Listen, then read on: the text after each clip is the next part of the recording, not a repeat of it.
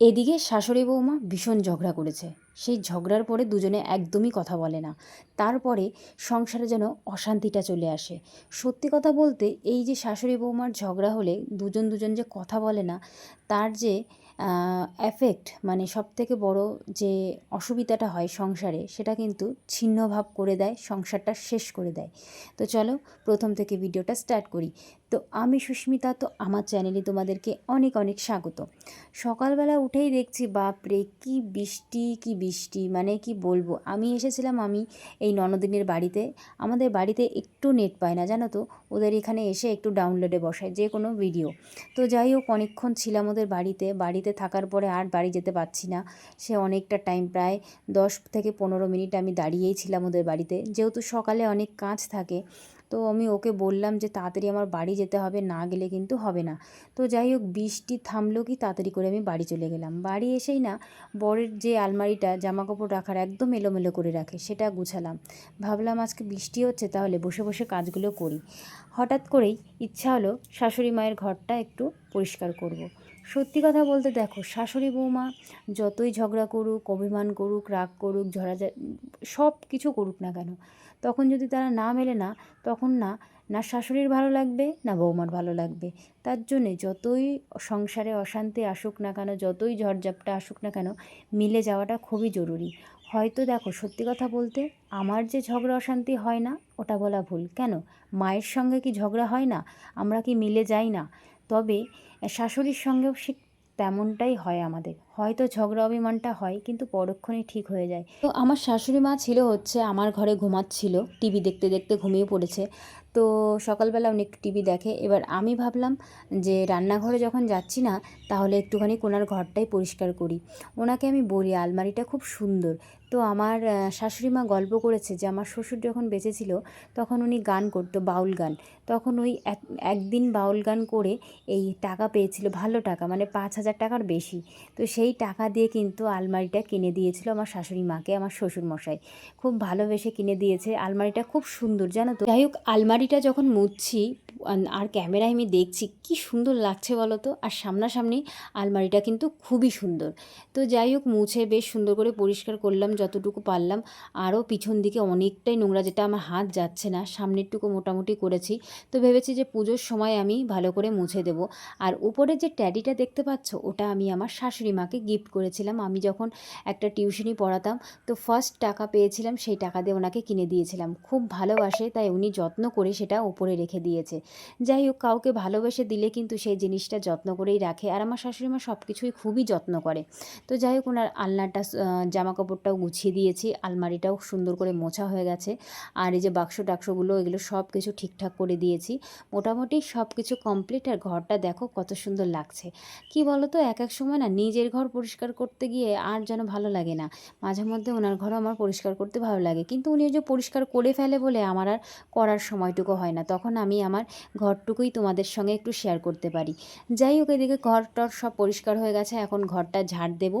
ঝাড় দিলে মোটামুটি শাশুড়ি মায়ের ঘরের পরিষ্কার পরিচ্ছন্ন হয়ে গেল। তো যাই হোক, আমি কিন্তু ওনাকে বলিনি যে ওনার ঘরটা আমি পরিষ্কার করেছি। কি বলো তো, কোনো কিছু বলার দরকার হয় না। তোমার যেটা মনে হবে তুমি সেটা করবে। যাই হোক, যেটা আমার ভালো লেগেছে তাই করেছি। আর যাই হোক, এদিকে কিন্তু চলে এসেছি সোজা আমার ঘরে। আমার ঘরটা একটু পরিষ্কার করে নিলাম। সব কিছুই ঠিকঠাক আছে, একটুখানি মুছে টুছে নিলাম। কি বলো তো, পরিষ্কার পরিচ্ছন্ন করলে না মনটা যেন ভালো লাগে। আমার মতো অনেকেই আছে যারা কিন্তু বাড়িঘর পরিষ্কার করতে ভীষণই ভালোবাসে। তো যাই হোক, এদিকে সব কিছু গোছানো হয়ে গেছে, তাড়াতাড়ি করে চলে গেলাম সোজা রান্নাঘরে। আজকে রান্না করব হচ্ছে শুক্তো, আর সঙ্গে হচ্ছে ডাল। তো শুক্তোর জন্য সব কিছুই নিয়ে এসছে বরমশাই। কিন্তু দুঃখের বিষয় কি জানো তো, শুক্তোতে একটু দুধ না দিলে কিন্তু ভালো লাগে না। আর আমি ওই প্রতিবার দুধ দিই না বলে আমার শুক্তোটা সেরকম স্বাদ হয় না। এবার সামনের বার নেক্সট টাইম আমি মানে শুক্তো করলে অবশ্যই হয়তো গরুর দুধ না আমুল দুধটা ইউজ করব। তো মোটামুটি ভালোই হয়েছে, খারাপ হয়নি। যেইভাবে আর কি শুক্তো করে, মোটামুটি আমি তো একদম ঘরোয়াভাবে করেছি, কোনো রকম কিন্তু বেশি কোনো জিনিস ইউজ করিনি। এটাই বাটাতে শুধু জিরে আর রাঁধুনি দিয়েছি আর আদা দিয়েছিলাম, এটাই বাটা শুক্তোর জন্য। প্রথমেই করেছিলাম ডাল। পরে বসিয়েছিলাম হচ্ছে শুক্তো। তো যাই হোক, ডালটা হয়ে গেলে তারপরে কিন্তু শুক্তোর জন্য সব সবজিগুলো ভেজে নেব। প্রথমেই কিন্তু আমি উচ্ছেটা ভেজে নিয়েছি, তারপরে বড়িটা ভেজেছি, তারপরে এক এক করে তোমার বেগুন ভেজেছি। বেগুনটা বেশ লাল লাল করে ভেজে নিচ্ছি। বেগুনটা একটু লবণ হলুদ মাখিয়ে রেখেছিলাম, তাহলে কিন্তু তেলটা অনেকটাই কম লাগে। যাই হোক, সুন্দর করে বেগুনটা ভেজে নেব। বেগুনটা এত ভালো ছিল ওপর দিয়ে, কিন্তু কাটার সময় দেখছি মাঝখানে অনেকটাই পোকা। তো যাই হোক, কিছু করার নেই। বেগুনটা ভালো বেগুন নিয়ে এসেছিলো বড়মশাই, কিন্তু বোঝা কি যায় বলো। তো এদিকে বেগুনটা ভাজা হয়ে গেলে তারপরে বসিয়ে দিয়েছি আলুটা। আলুর সঙ্গে একবারে পেঁপেটাও ভেজে নেব, গাছের পেঁপে। আর গাছের পেঁপে জানো তো খুবই মিষ্টি। আমাদের গাছের পেঁপেটা এতটাই ভালো, আগের দিন তেলাপিয়া মাছ দিয়ে রান্না করেছিলাম না, খুব ভালো জানো তো। আর এদিকে আমি দেখাচ্ছি আমার কপালটা খুব ভালো, তো সব কিছুই রান্না করতে গেলে ভালোই হয়। আজকে সত্যি কথা বলতে ভালোই হয়নি। তো যাই হোক, যা রান্না করেছি খেতে তো হবে, কিছু করার নেই। সত্যি কথা বলতে দেখো, আমি মনে করি কি জানো তো, শাশুড়ি মায়ের সঙ্গে যদি মিলটা না রাখা হয় না, মনটা যেন ভালো লাগে না। আমরা ভাবি যে সে হয়তো আমাকে দুটো কথা বলল, বা আমি তাকে দুটো কথা বললাম, হতে পারে কথায় কথায় তর্ক বিতর্ক হয়ে যায়। তাই বলে এই না যে তুমি তার থেকে কথা বলবে না, মন খারাপ করে রাখবে, এটা কখনো করলে না সংসারটা ভালো থাকে না। তো যাই হোক, সব কিছু তো তোমাদের বললাম। আর এদিকে দেখো, কিন্তু আমি তরকারিটা কিন্তু প্রায় আমার হয়েই গেছে, লাস্টে জল দিয়ে দিয়েছি। আর আমার সবথেকে বড় ভুল হয়ে গেছে রান্নায়, একটু দুধ ইউজ করলাম না। যদি আমি দুধটা ইউজ করতাম তাহলে কিন্তু রান্নাটা অনেকটাই ভালো হতো। তো যাই হোক, যা রান্না করেছি তা তো খেতেই হবে, কিছু করার নেই। তো আমি যতবারই রান্না করেছি আমার কাছে কিন্তু এই রান্নাটা একদমই ভালো হয়নি। তো যাই হোক, আজকে একটু ভালো করার চেষ্টা করেছিলাম, কিন্তু একবার যদি বুঝতে পারতাম যে একটু আমল দুধ দিলেও ভালো লাগতো। তো যাই হোক, এদিকে রান্নাবান্না সেরে খাওয়া দাওয়া করে নিয়েছি। শুক্তোটা মোটামুটি ভালোই হয়েছিল আর কি, খুব বেশি ভালো বলবো না। তো এদিকে কিন্তু খাওয়া দাওয়া করে ঘরটরগুলো একটু ঝাড় দিয়ে নিলাম। আর এই যে তোমার রোদে যে তেল দিয়েছিলাম সেটা কিন্তু এখন ঢেলে ফেলবো ড্রামে। আর তেলে কিন্তু প্রচণ্ড পরিমাণে নোংরা থাকে, সেই নোংরাগুলো কিন্তু এতটা থাকে, সেটা কিন্তু আলাদা করে রাখতে হবে। ঢালছিলাম আর ভাবছিলাম হাতের থেকে যেন তেলটা না পড়ে যায়, যেহেতু অনেকটা তেলই, প্রায় 5 লিটার তেল ছিল। আর এদিকে কিন্তু হঠাৎ করে আবার চলে গেলাম রেশনের দোকানে। রেশন দিচ্ছে, এদিকে গম নিয়ে এসেছি, গমটা কিন্তু মোটামুটি ভালো। আর চালটাও কিন্তু খারাপ না, চালটা কিন্তু আমরা খাই। রেশনের চাল কেন নষ্ট করব বলো, চালই তো। আমরা কিন্তু মাঝে মধ্যে দুটো চাল একসঙ্গে মিশিয়ে খাই। তো যাই হোক, এদিকে গরমের মধ্যে পাখায় একটু বসলাম। আর ঘরটা দেখো একদম সুন্দর লাগছে, পরিষ্কার পরিচ্ছন্ন করলে না ঘরটা যেন দেখতে ইচ্ছা করে। তো যাই হোক, সব কিছু পরিপাটি করে রেখে এখন যাব হচ্ছে চান করতে। চানটা করলে মোটামুটি কাজটা কমপ্লিট হয়। এদিকে চান টান করে এসে ঘরে এসে একটু ফ্রেশ হয়ে নিলাম।